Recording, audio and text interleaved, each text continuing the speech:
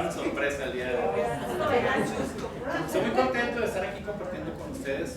Hablaba con mi hermano Mauro y con Jorge, es un privilegio, aparte de ser una responsabilidad, predicar la palabra del Señor. Y muy nervioso también. Doy gracias al Señor por eso, porque con muchos de ustedes he compartido que hace muchos años yo podía hablar frente de multitudes como esta, o tal vez más pequeña, y no tenía ningún problema. Era muy fácil para mí hablar de temas y dar un discurso, dar una poesía, pero cuando se trata de la palabra del Señor, me ganan los nervios. Y en eso le doy gracias a Él, porque yo creo que si fuera por mí, hablaría muchas tarugadas. Pero qué bueno que el día de hoy podemos estar aquí reunidos, escuchando la palabra de Él. Y aparte de que estoy contento por eso, bueno, pues me acompaña mi esposa, mi suegra y mi madre.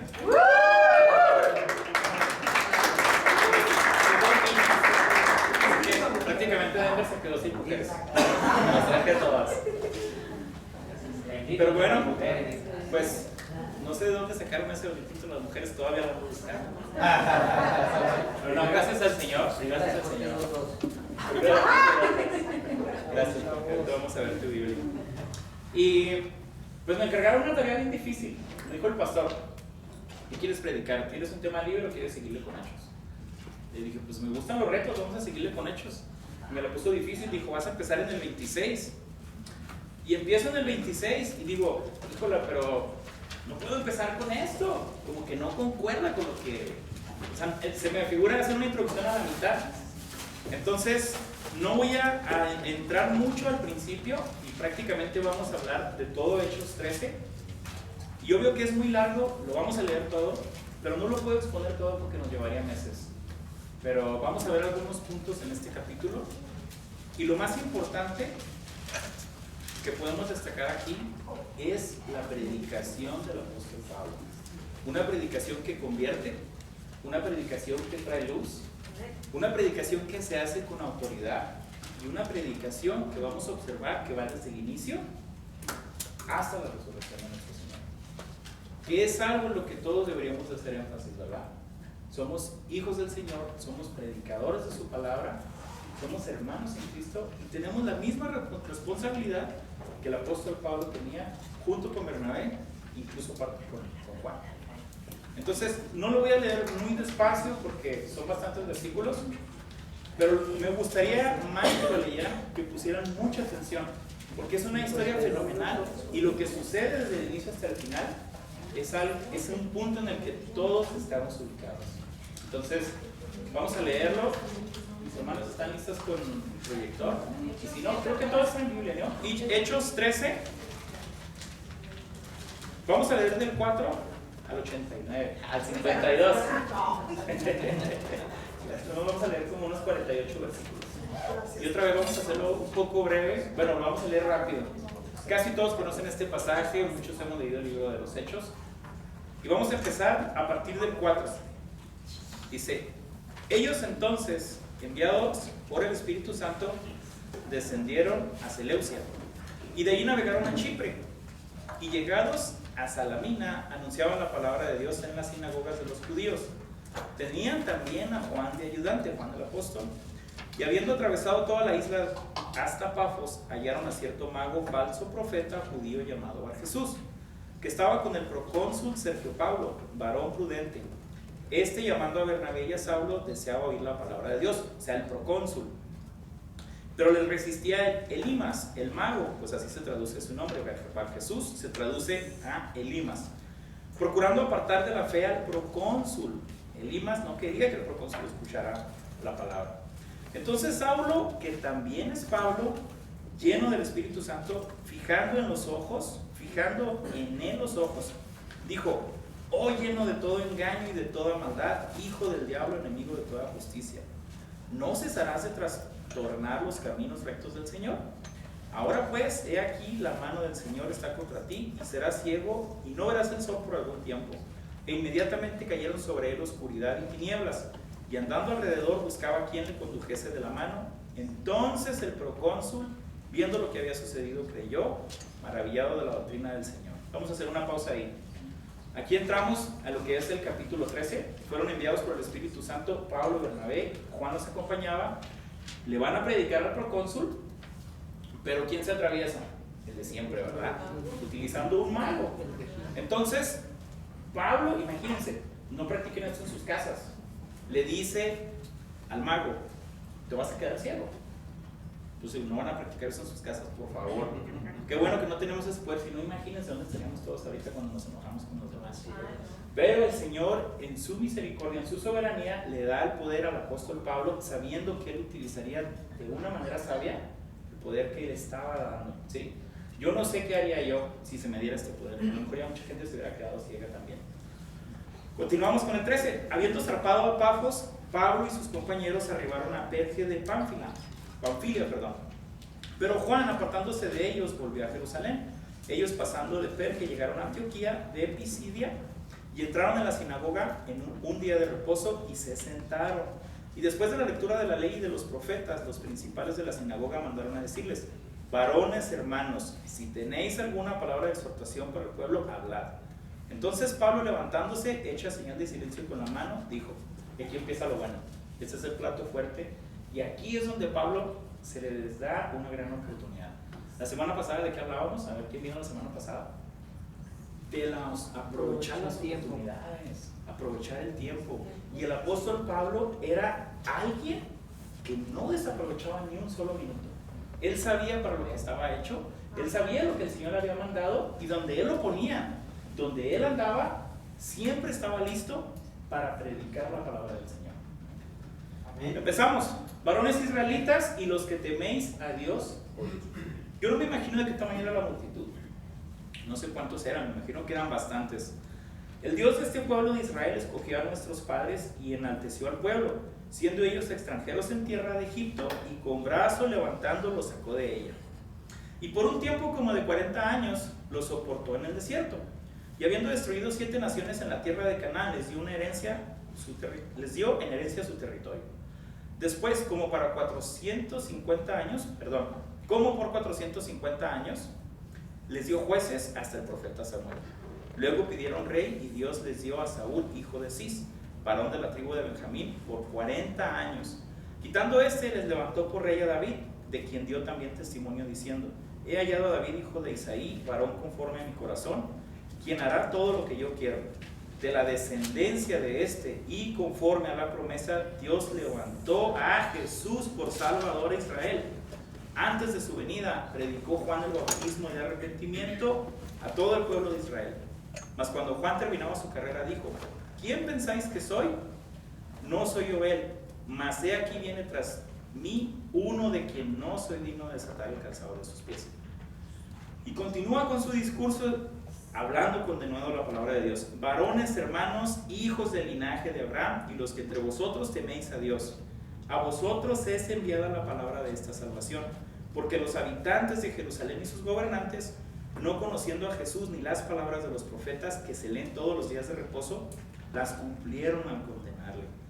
Y sin hallar en él causa digna de muerte, pidieron a Pilato que se le matase. Y habiendo cumplido todas las cosas que de él estaban escritas, quitándolo del madero, lo pusieron en el sepulcro. Mas Dios le levantó de los muertos, y él se apareció durante muchos días a los que habían subido juntamente con él de Galilea a Jerusalén, los cuales ahora son sus testigos ante el pueblo. Y nosotros también os anunciamos el evangelio de aquella promesa hecha a nuestros padres. Y eso no nada más son ellos, somos nosotros también, hermanos. A nuestros padres, la cual Dios ha cumplido a los hijos de ellos. O sea, ¿quién? A nosotros, resucitando a Jesús, como está escrito también en el Salmo 2. Mi hijo eres tú, yo te he engendrado hoy. Y en cuanto a que le levantó de los muertos para nunca más volver a corrupción, lo dijo así: os daré las misericordias fieles de David. Por eso dice también en otro salmo: no permitirás que tu santo vea corrupción, porque a la verdad David, habiendo servido a su propia generación según la voluntad de Dios, durmió y fue reunido con sus padres y vio corrupción. Mas aquel a quien Dios levantó, ¿a quién? A Jesús, no vio corrupción. Sabed pues esto, varones hermanos, que por medio de él se os anuncia perdón de ¿qué? Pecados. Y que de todo aquello de que por la ley de Moisés no pudiste ser justificados, en él, ¿en quién? En Jesús. Es justificado todo aquel que ¿qué? Que cree. Mirad pues, que no venga sobre vosotros lo que está dicho en los profetas. Mirad, oh menospreciadores, y asombraos y desapareced, porque yo hago una obra en vuestros días, obra que no creeréis, si alguien os la contare. Vamos a detenernos un poco ahí, ya nada más nos quedan como 17 versículos. Y no quería leer mucho, pero lo consideré necesario porque este discurso se me hace impresionante y más que nada era importante saber el inicio de este discurso. ¿Qué es lo que estaba pasando? Nomás llegó, se paró ahí y empezó a hablar. Y es complicado lo que sucede y vamos a hablar de unos puntos en este pasaje. Ahí en su librito no aparecen los pasajes ni aparece el nombre del tema. Y yo después de que lo estuve leyendo un tiempo lo quise nombrar el predicador, sus pruebas y los resultados de Dios. Porque eso es lo que somos. Somos predicadores de la palabra, pero siempre tenemos una oposición cuando queremos predicarla. El enemigo no quiere que la gente escuche. El enemigo quiere que la gente siga desviada en sus caminos. Y siempre se va a poner. Pero nosotros tenemos al Espíritu de Dios que está con nosotros, el mismo que nos da el denuedo, el mismo que nos llena y nos permite no solamente eso, sino ver los resultados del Señor. Amén. Aunque es el primero de los sermones de Pablo registrados en el libro de los Hechos, Pablo no era un predicador principiante. Había predicado en Damasco inmediatamente después de su conversión. Esto lo vemos en Hechos 9:20. Durante sus 3 años en Arabia, que está relatado en Gálatas 1:15, y mientras servía como pastor en Antioquía, en Hechos 13:1, no lo leímos, pero ahí está. En realidad, él no podía dejar de predicar la palabra. Podemos ver eso en 1 Corintios 9:16, ya que fue para ese propósito el Señor lo llamó. Amén. Ya todos conocen la historia de Pablo. Él perseguía a cristianos, él estaba completamente en contra de la iglesia del Señor y era un hombre muy preparado. Era un hombre que conocía muy bien las escrituras, era un judío, era una persona que tenía muy alta estima, adinerado, y tenía muchos otros privilegios que muchos de nosotros no tenemos. Pero ¿qué es lo que sucede? Viene el Señor, se convierte y empieza a predicarle ¿a quién? A los gentiles. Sí. Vamos a leer un poco de eso ahorita. Y dos contrastes muy notables después de esta lectura son la reacción de los judíos y la de los gentiles, de lo cual vamos a hablar ahorita en unos minutos, porque es necesario que identifiquemos a qué se enfrentan estos hombres, de los que tal vez se está enfrentando una persona que está en esta congregación y que el día de hoy nos acompaña. Hace más o menos una semana, uno de nuestros hermanos en Cristo, el cual se congrega muy seguido con nosotros y que incluso está a cargo del ministerio de media, casi todos lo conocen, es nuestro hermano Dani. Y muchos decimos, oh, pues qué padre, ¿verdad? Dani anda allá en el Amazonas y a lo mejor se está tomando una piña colada y anda en playera y anda disfrutando del sol. Es lo primero que todos nos podemos imaginar cuando viene a nuestra mente un viaje fuera de donde vivimos. Pero mira Pablo, ese primer viaje misionero no es el primer viaje de Dani. Pero, ¿qué es a lo que él se está enfrentando ahorita? ¿Cómo nosotros nos podemos imaginar cuáles son las luchas de él? ¿Qué es lo que extraña de su ciudad? ¿Cuáles son las comodidades de las que él se ha despojado? ¿Sí? ¿Qué clase de personas tiene él ahorita enfrente? Y es importante que reflexionemos que nosotros desde aquí podemos apoyarlo con nuestras oraciones. ¿Sí? Que se encontró como a lo mejor Pablo y Bernabé, que Juan de repente se desvía y dice, pues eso qué tiene que ver, Juan nomás agarró otro rumbo, ahorita vamos a hablar de eso también. Pero hay que reflexionar, hermanos, y pensar que no nada más nuestro hermano Dani está en eso, ¿verdad? Hay mucha gente misionera, hay mucha gente que está llegando a México, incluso él mismo. El Señor ha puesto en su corazón, la gloria y la honra sea para él, porque ha estado en el estado de Chihuahua enfrentándose a tanta oposición, tanta delincuencia, tanto narcotráfico, exponiendo su vida por una bola de delincuentes, como lo éramos nosotros. El día de ayer yo me preguntaba esto, y es una reflexión que yo hice.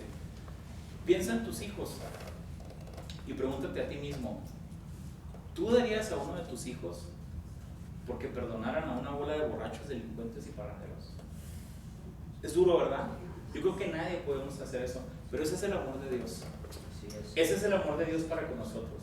Entregar a su Hijo unigénito por gente que estábamos perdida, por gente que estábamos deleitándonos en el pecado, y que el Señor nos ha perdonado nada más por el hecho de creer que su Hijo ha pagado por nosotros.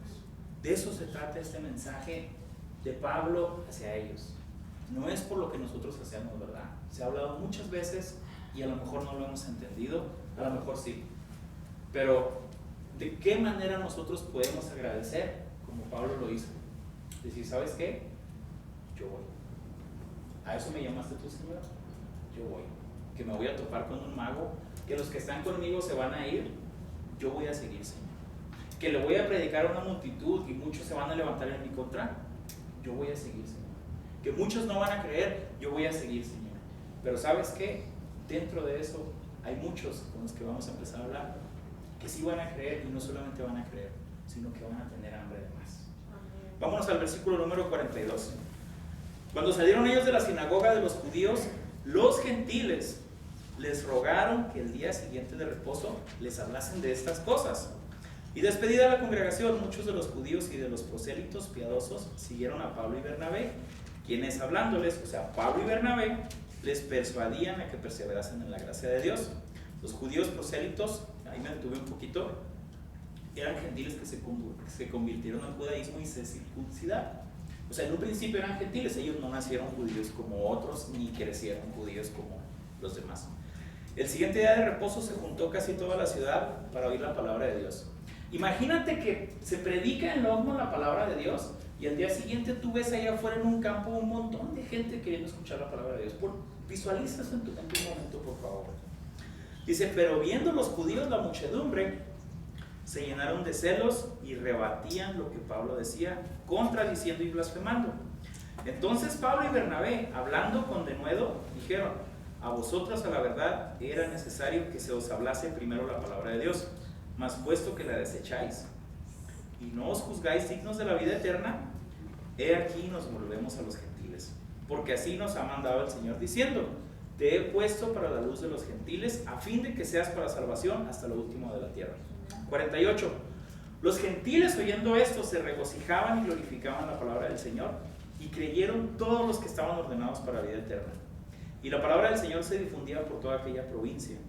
Pero otra vez los judíos instigaron a mujeres piadosas y distinguidas y a los principales de la ciudad y levantaron persecución contra Pablo y Bernabé y los expulsaron de sus límites. Ellos entonces, sacudiendo contra ellos el polvo de sus pies, llegaron a Iconio. Y aquí va algo culminante de esta parte, ya no vamos a seguir leyendo. Y los discípulos, ¿estos quiénes? Los que habían escuchado, los que se habían convertido, estaban llenos de gozo y del Espíritu Santo. Este es un resultado grandioso que viene de parte de Dios. Nosotros no podemos hacerlo, ni mi inteligencia, ni mi sabiduría, ni mi corazón puede llenar a una persona del Espíritu Santo y darle gozo. Solamente el Señor. Amén. Las palabras de Pablo a los creyentes en Roma reflejan la importancia que ponían en la predicación. ¿Cómo pues invocarán a aquel en el cual no han creído? ¿Y cómo creerán en aquel que no han oído? ¿Y cómo irán sin haber quien les predique? Esto está en Romanos 10:14. Sus palabras a Timoteo son del clásico llamado a esta responsabilidad de predicar, ¿verdad? Que prediques la palabra, le dicen en la segunda carta que le escribe en el capítulo 4, versículo 2. Pero tú habla lo que está de acuerdo con la sana doctrina y habla con toda autoridad. La autoridad es una característica maravillosa de nuestro Señor Jesús. En varios pasajes a través del Evangelio podemos ver que toda la gente decía como alguien que habla con autoridad. Imagínate que estamos atrás de este púlpito y que estoy así agachado. No, pues hermanos, pues vamos a leer la palabra de Dios. Sí. Dios los ama. Imagínense a Jorge hablándole a los mil, diciéndole, pues sí,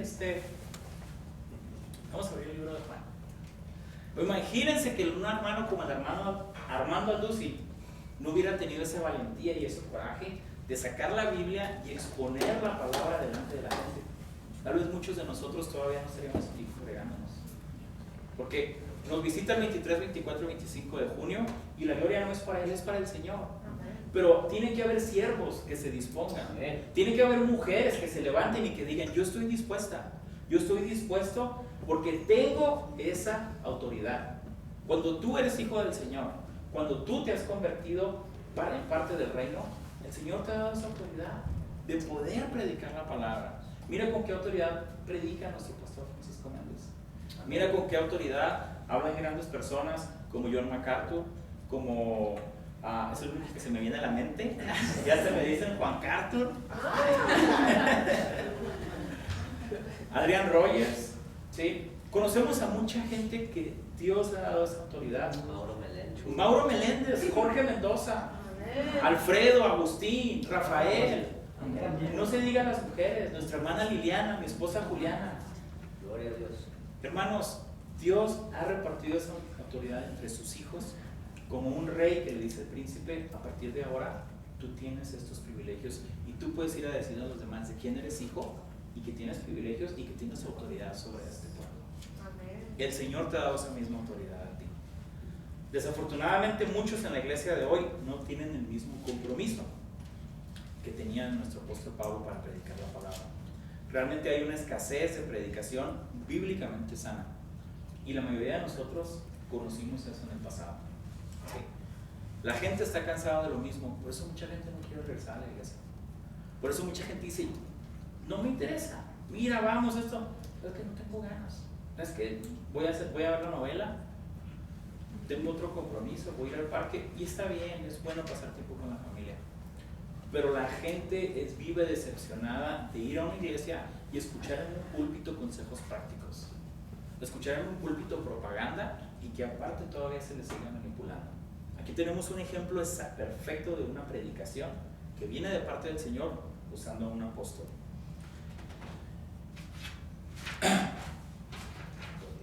Aunque muchos restan importancia a la predicación bíblica, esta no es menos vital para una iglesia espiritualmente fuerte. El predicador representa al Señor Jesucristo para su pueblo, reforzando el concepto de autoridad y su misión dentro del cuerpo de Cristo. El hecho de que yo tenga una autoridad no me hace más grande que los demás, porque siempre debe haber una sumisión ante los demás al mismo tiempo.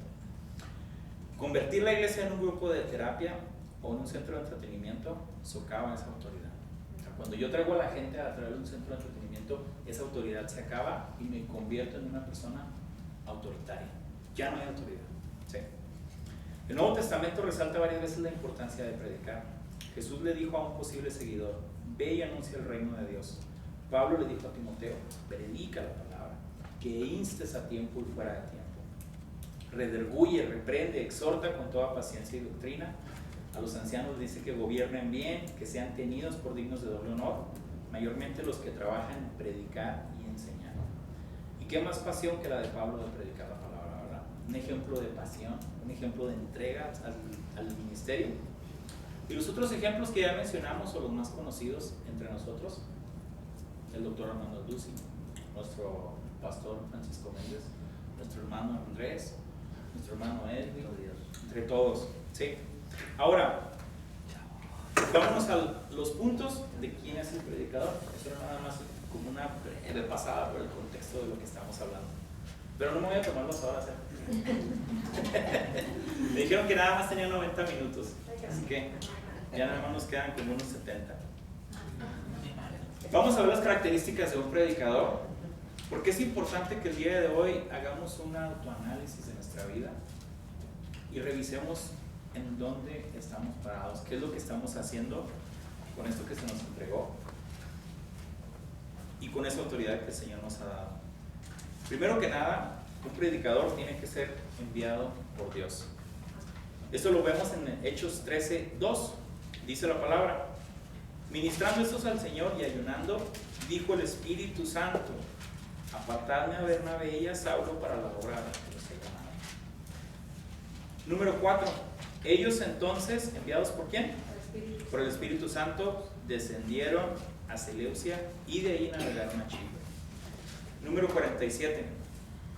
Porque así nos ha mandado el Señor, diciendo: te he puesto para luz de los gentiles, a fin de que seas para salvación hasta lo último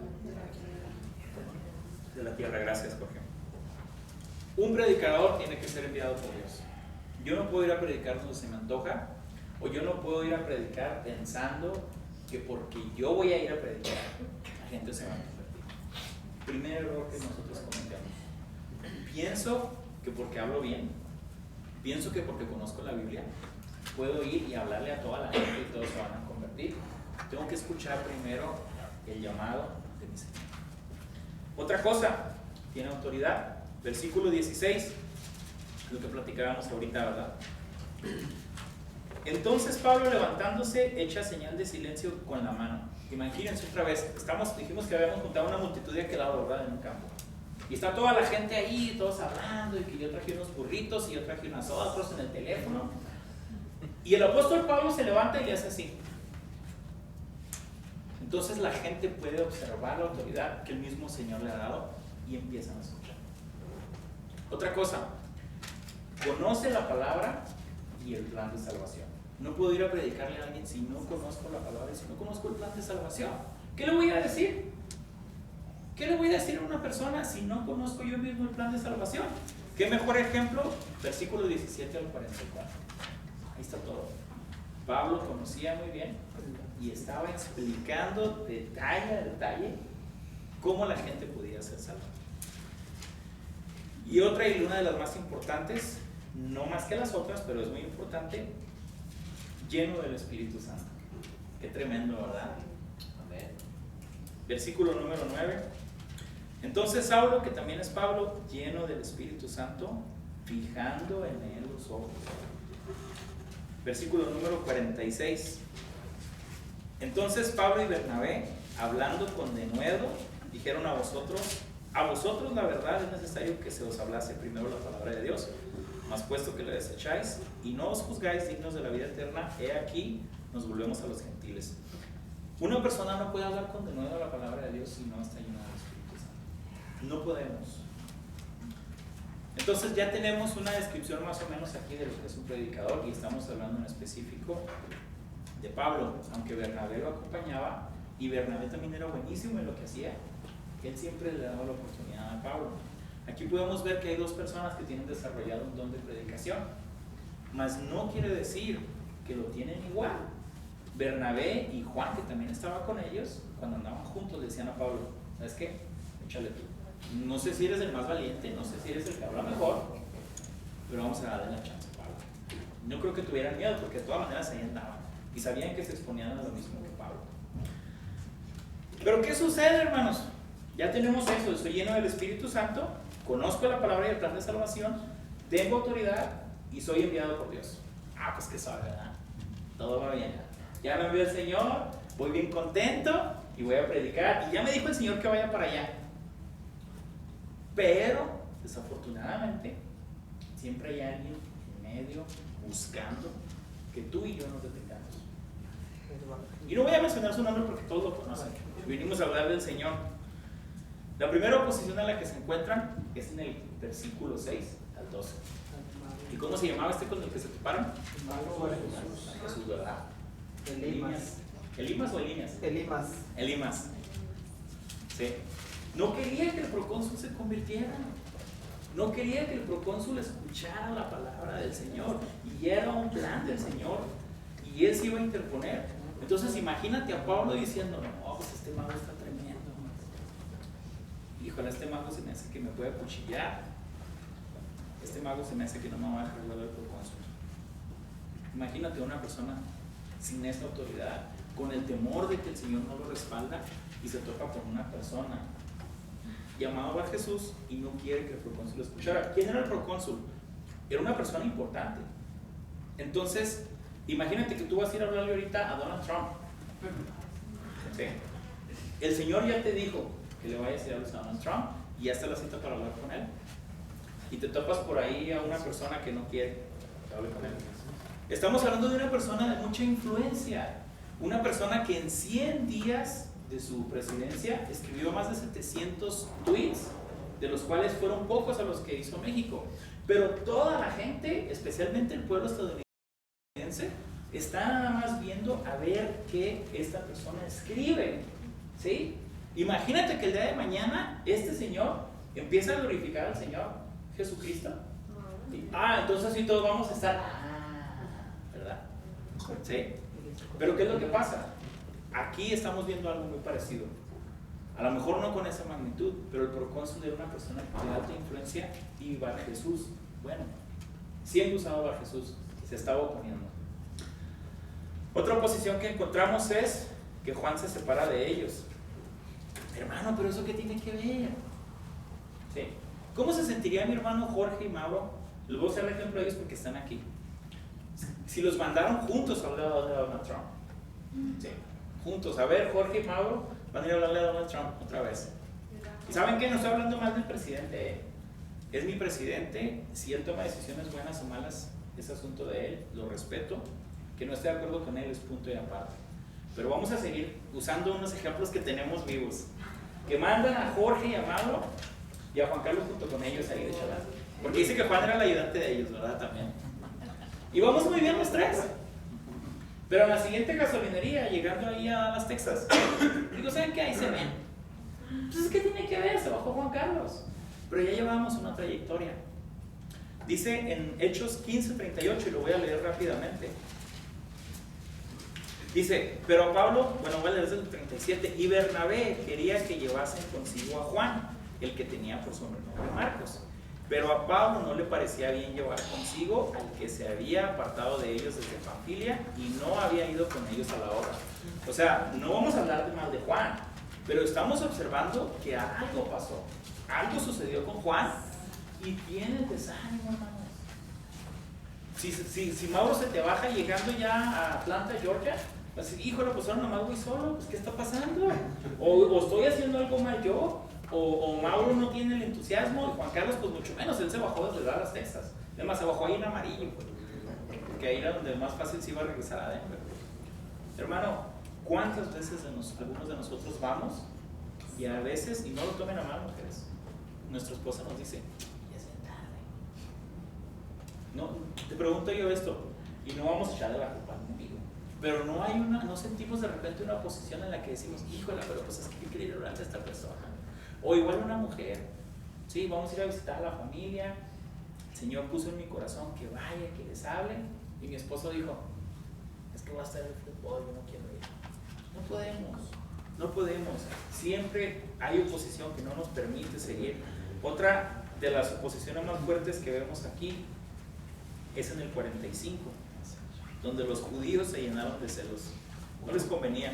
Dice, pero viendo los judíos la muchedumbre se llenaron de celos y rebatían lo que Pablo decía, contradiciendo y blasfemando. ¿Sí? Entonces llegan Pablo y Bernabé, están los gentiles, están los judíos, y entre los judíos había los judíos prosélitos. Dice la palabra que el apóstol Pablo era los gentiles. Entonces aquí tenemos a tres personas diferentes, gentiles, judíos y judíos prosélitos. Pero los judíos prosélitos ya habían sido gentiles anteriormente.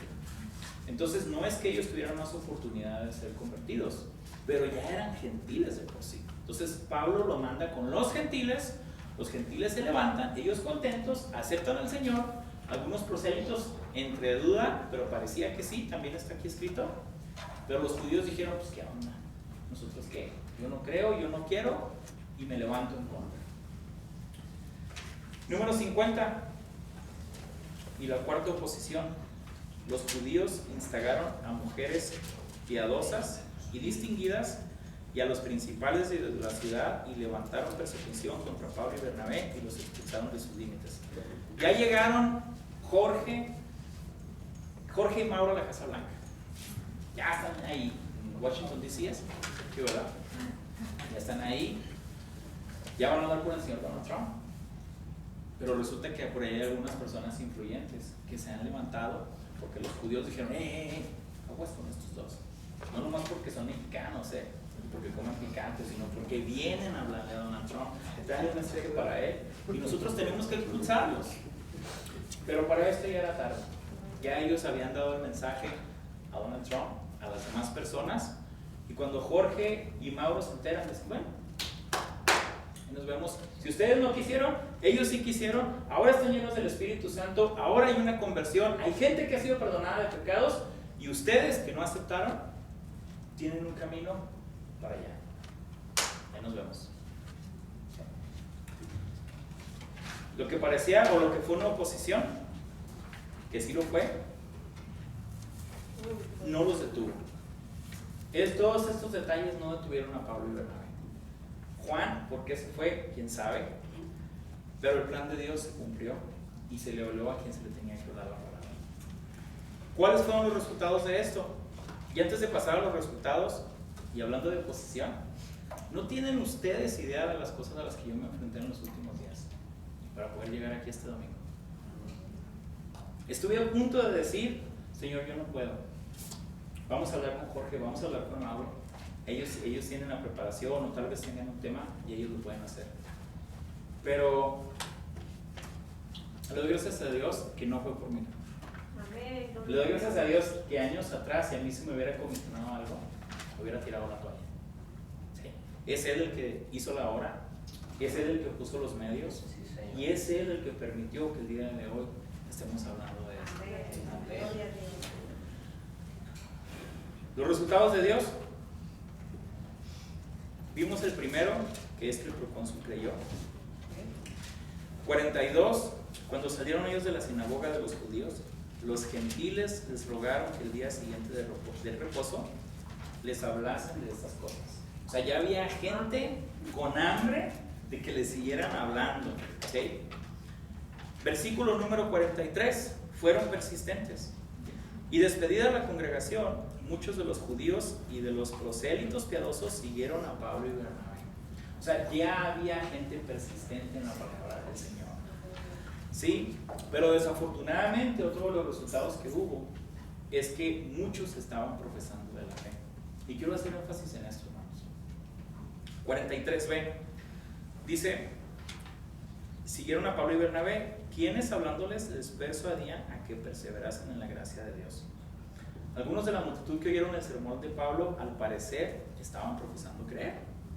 ¿Sí? Estaban ahí revueltos entre ellos y todo parecía que había un montón de gente convertida. Aunque lo había muchos que no. Cuando continuaron hablándoles, Pablo y Bernabé les persuadían a que perseverasen en la gracia de Dios. Si la fe de esos creyentes fue verdadera, no se hizo evidente al instante. Debían validar su confesión continuando en la gracia de Dios. La perseverancia es una señal de la fe salvadora. Amén. O sea, ¿cuánto nosotros perseveramos? No cuánto persevera el de enseguida. ¿Cuánto yo estoy perseverando en mi vida por conocer más del Señor, por estar más a su servicio?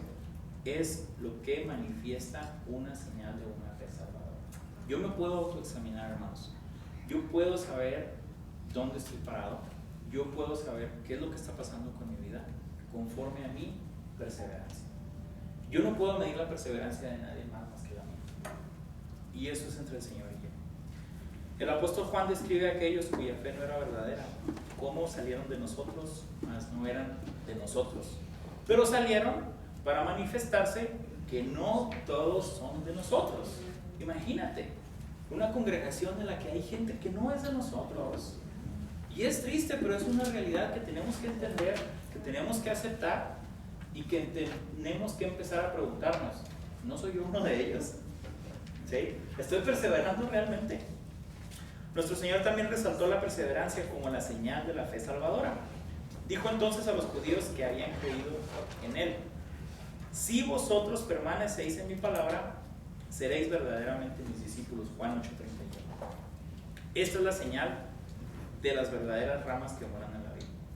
Pablo y Bernabé tenían la esperanza de alentar a los que tenían un convencimiento intelectual de las verdades del Evangelio, pero no habían dado el paso hacia la fe salvadora, con el propósito de impedir que recayeran en el legalismo en lugar de acogerse por completo a la gracia de Dios. Lo crean o no, estamos viviendo tiempos difíciles. Voy a tomar un poco de agua. Creo que son las únicas veces que tomo agua cuando estoy en el radio, cuando estoy hablando así. Estamos viviendo tiempos difíciles en el que mucha gente disfrazada aparenta ser como nosotros o igual que nosotros.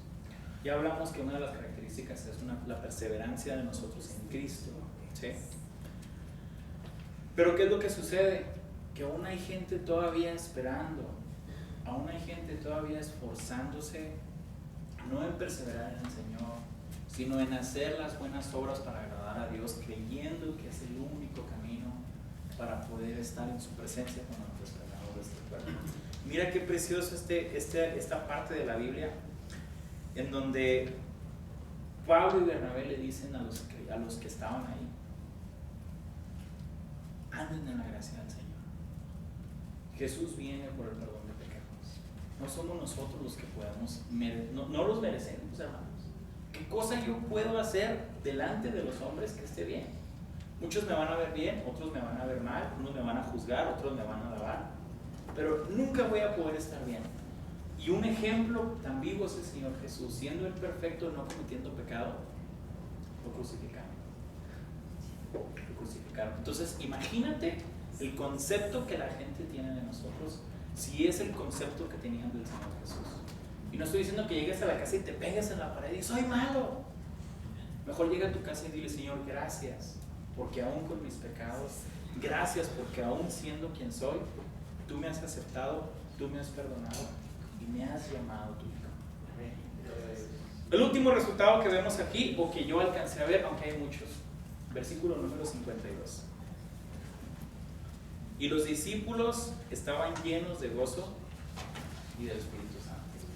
Qué precioso, ¿verdad? En un principio eran gentiles, eran gente que estaba ahí sentada.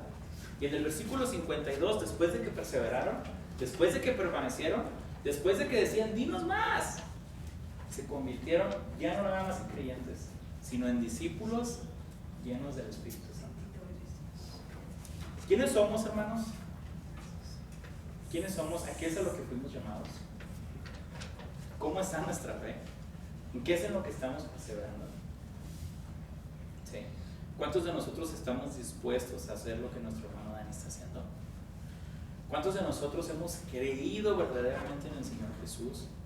¿Y cuántos de nosotros hemos profesado de la fe?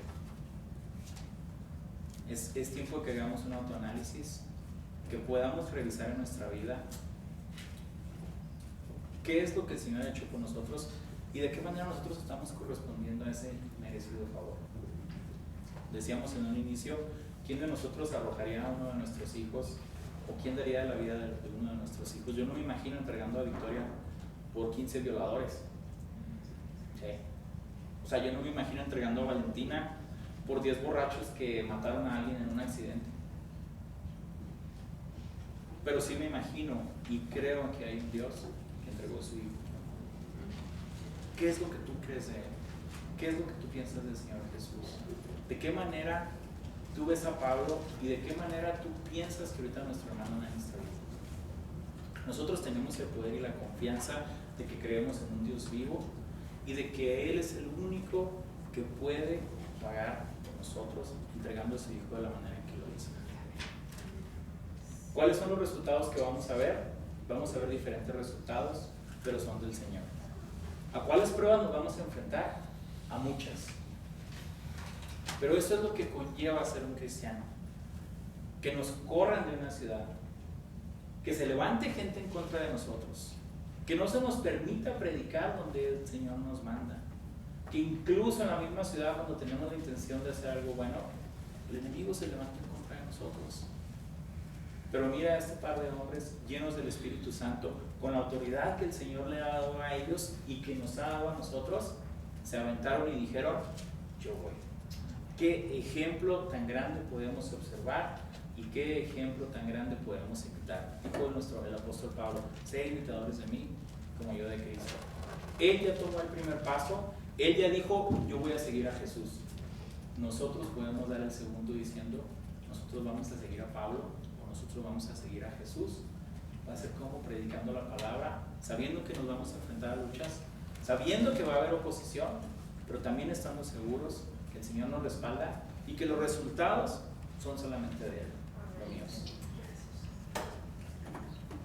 Oremos.